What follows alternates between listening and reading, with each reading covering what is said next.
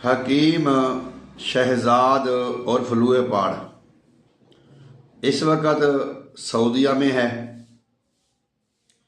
और उसका बेटा ड्रग कोर्ट में पेशी के लिए गया। फिर 24 को फिर पेशी हुई, वारंट गिरफ्तारी हुए, लेकिन वो उम्रा करके वापसी आके पेश होंगे या नहीं होंगे ये एक आगे आगे की बात है। ये जो केस है चूनिया वाला जो ड्रग इंस्पेक्टर साहब ने बनाया है, इसमें सिर्फ एक बात तो ठीक है कि जो पब्लिसिटी का जो तरीका है वो मुनासिब नहीं है, या जो नाम है वो मुनासिब नहीं है। बाकी जो ड्रग इंस्पेक्टर साहब फरमाते हैं इनलीगल, अरे भाई इनलीगल जो है वो जब हकीम का दवाखाना रजिस्टर है हेल्थ केयर कमीशन से और हकीम खुद रजिस्टर है तिब कौंसिल इस्लामाबाद से, अगर वो अपना दवाखाना चलाएगा, अपनी दवाई मरीजों को देगा डायरेक्ट, तो ड्रैब का इसमें कोई अमल दखल नहीं है। ये बात आप अपने जहन में बिठा लें भाई ड्रग इंस्पेक्टर साहब, फिर ड्रैब का इसमें कोई अमल दखल नहीं है। अगर हकीम शहजाद और फलूए पाड़ या कोई भी हकीम अपनी मेडिसन बनाकर उसकी अच्छी पैकिंग करके वो होल सेल करता है, वो बल्क क्वांटिटी में देता है, फार्मेसियों में रखवाता है, मेडिकल स्टोर पे रखवाता है, और जो हमारे प्रैक्टिशनर हजरात हैं, डॉक्टर हजरात हैं, वो उसको रिकमेंड करते हैं, तब जाकर मेरे बड़े भाई ड्रैप का कानून लागू होगा। वो फॉर्म 6 है या फॉर्म 7 है, इस चीज़ का आपको इल्म नहीं था। बहरहाल मैंने तो हकीम शहजाद को उस वक्त भी एक वीडियो पैगाम में कहा था कि ये जो इलेक्शन का आपने किया है और जो उसको आगे से धमकियां मिली थी, इसका असर होना है। ये इस इलाके से ज़रा आसानी था होना चूनिया के इलाके से, वो भी एक पीछे बड़ी बैकग्राउंड है। मैं बताता हूँ कि यहाँ पे जो हमारे मसूफ हैं वो पंजाब लेवल के बहुत बड़े ओहदे पे फैज़ हैं इसमें पंजाब असम्बली में चूनिया वाले। लेकिन अब हकीम शहजाद और फलूए पाड़ की अगर मेडिसन में या मजून में, टनाटन में या लोहे पाड़ में कोई ऐसी चीज़ निकलती है जो इलीगल है, अगर सल्लीनाफिर निकले, टडालाफिर निकले, वर्डालाफिर निकले, या कोई भी ऐसी मेडिसन निकले जिसका एक्ट कानून हमारे लॉ में वो अलाउ नहीं है, तो फिर तो उसको सज़ा भी होगी, उसको जुर्माना भी होगा और उसका दवाखाना भी सील होगा। और उसकी मजून में कोई ऐसे अज्जा नहीं निकलते जिनका ताल्लुक जो डेंजरस ड्रग से है, फिर हकीम शहजाद को कुछ भी नहीं होगा। अब बात मैं करता हूँ कि हमारे मसूफ फरमा रहे हैं ड्रग इंस्पेक्टर ये 60,000 की मेडिसन है या 70,000 की मेडिसन है, तो भाई आपको ये इल्म है कि पैरासीटामोल का रेट 6,000 रुपये केजी है। अब उस 6,000 केजी की 20,000 गोलियाँ बनती हैं, या फिर कोई भी अब साल्ट लेते हैं बाज़ार से, कोई 20,000 है, कोई 10,000 है, कोई 15,000 है, कोई 50,000 है। विटामिन भी महंगे महंगे हैं, तो वो आपको उसका रेट का पता है। भाई मसूफ ड्रग इंस्पेक्टर चूनिया साहब, आपके इल्म में ये नहीं है कि हमारे जो ऑर्गेन्स हैं, जो हम अज्जा इस्तेमाल करते हैं, वो कितने कितने महंगे होते हैं। अब मजून है और बाज़ औक़ात मजून को बनाते बनाते महीना लग जाता है, वो महीने में ख़राब भी हो सकती है, हो सकता है वो ख़राब हकीम साहब न चलाते हो। अब उस मजून में अगर हमने डालनी है कस्तूरी, अब कस्तूरी का रेट इस वक्त जो है वो 1,60,000 रुपये का 10 ग्राम है।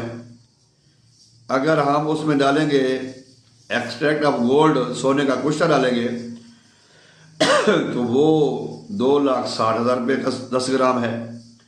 इसी तरह हमारे जो 4 लाख रुपए का केजी है ज़ाफ़रान है, जितने भी हमारी माजूने हैं, अब हम एक लबूब कबीर बनाते हैं, अगर उसका सही नुस्खा बनाया जाए वो तकरीबन 1 लाख रुपए का किलो पड़ती है हकीम को।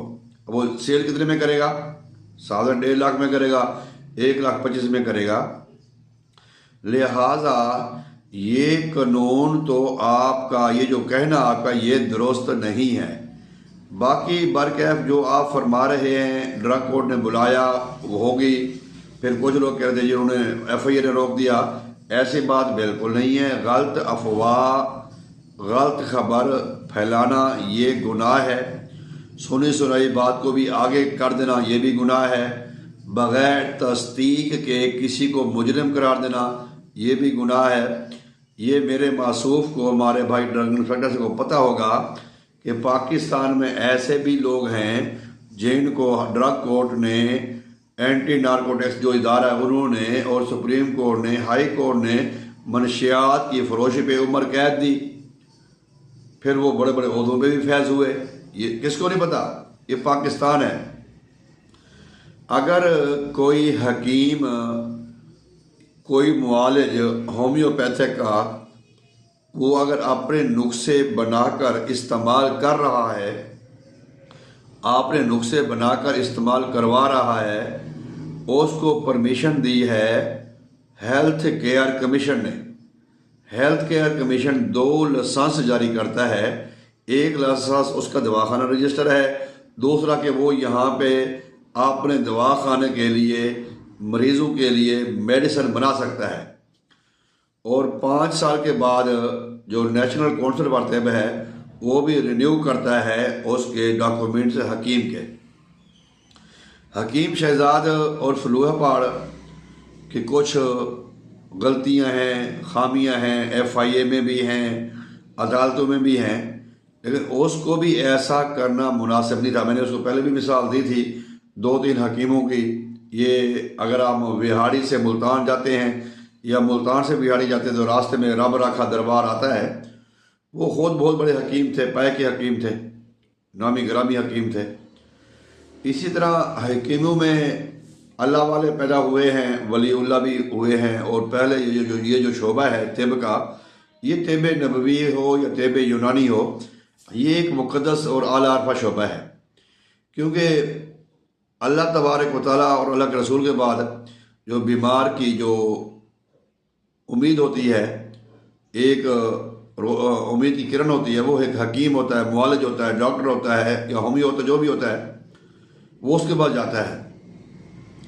और तरीक़ गवाह है कि ये तो जो हमारी अल्टरनेटिव मेडिसन है, जो ये जो एलोपैथिक वगैरह हैं, ये तो इनको तो 1 सदी भी नहीं हुई आई हुए मेडिसन को। ये तो सदियों से यही इलाज होता आ रहा है तिब का, और क़यामत तक तिब का इलाज चलेगा इंशाअल्लाह ताला। आपके ओवर एक्टिंग करने से या आपकी जो एफिशिएंटी है, शंशी जो कि इसको कहते हैं, वो दिखाने से तिब को कोई नुकसान नहीं पहुंचेगा। मैंने आपकी अक्सर वीडियो देखी हैं। पहले तो आपको मुनासिब ही नहीं था कि बग़ैर तस्दीक के, बग़ैर शवाहिद के आप इस तरह बात करें, वो अनलीगल है, वो ये है, वो है। फिर वो लोगों को ख़राब कर रहा है, गुर्दे ख़राब कर रहा है। जहाँ तक बात गुर्दों की है मेरे भाई, अब ये आप भी ज़्यादा समझदार हैं, और मेरा ख्याल है कि मेरा अगर पैगाम आपको मिलता है तो आपको लोगों को बताना चाहिए कि एलोपैथिक से ज़्यादा नुकसान गुर्दों को होता है या होम्योपैथिक से होता है या हर्बल से होता है। ये या ब्लड प्रेशर की दवाइयों से ज़्यादा होता है, शुगर की दवाइयों से ज़्यादा होता है, या हम जो मल्टीविटामिन वगैरह खाते हैं उसमें ज़्यादा होता है। Sulphate, magnesium sulphate, iron sulphate, ferrous sulphate, ये आपके इल्म है, ये हमारे कुछ तजात हैं, तिब के कुछ तजात हैं। लेकिन फार्मा में भी यही इस्तेमाल होते हैं। अगर फार्मा में यही इस्तेमाल हों तो वो गुर्दे ख़राब नहीं करते, वो नुकसान नहीं देते, वो जानलेवा नहीं है, वो मौत का सबब नहीं है। अगर यही कुछ थे जो कि हकीम का फ़न है, हकीम बनाता है, अगर हकीम ख़ुद इस्तेमाल करेगा तो ये नुकसान भी हैं मौत का सबब भी हैं और ख़तरा जान भी हैं, गुर्दे भी ख़त्म होते हैं। हकीम कोई ऐसे गलत काम नहीं करते। जो लोग कॉलेज से पढ़ के आते हैं, उस्तादों के लेक्चर लेके आते हैं, अखराजात करके आते हैं, वो ये काम बिल्कुल नहीं करते। हाँ, कुछ लोग होते हैं जिन्होंने कॉलेज का मुंह नहीं देखा होता, जो इधर से सीखा उधर से सीखा, वो फिर चल पड़े। हकीम शहजाद लुआपाड़ की काफ़ी गलतियां हैं। मैं उनके बेटे को भी पैगाम पहले भेजा है, उनको भी भेजा है। उनके अंदर काफ़ी खामियां हैं, काफ़ी गलतियां हैं। उनको नमाज पकड़ने का तरीका नहीं आता बेचारों को। उनको नमाज के जो असूल हैं उनको वो भी नहीं आते। कुलियात उन्होंने नहीं पढ़ी। और जो दवा साजी है शायद उन्होंने वो पढ़ रखी है, सिर्फ एक दवा साजी। बाकी जो है ना, ये हमारे बेशुमार कुतुब होती हैं, फिजियोलॉजी है, इसके बाद हमारे पास जितनी भी हमारी निसाब की किताबें हैं पढ़ाई जाती हैं, उनका इल्म होना ज़रूरी है। बल्कि ये ड्रग कोड का जो केस है, अगर ये ड्रग को जो इसमें कोई चीज़ निकलती है तो फिर वो मुजरम है। अगर नहीं निकलती तो कोई भी हकीम कोई अपनी दवाई बनाकर वो अपने पेशेंट को दे सकता है।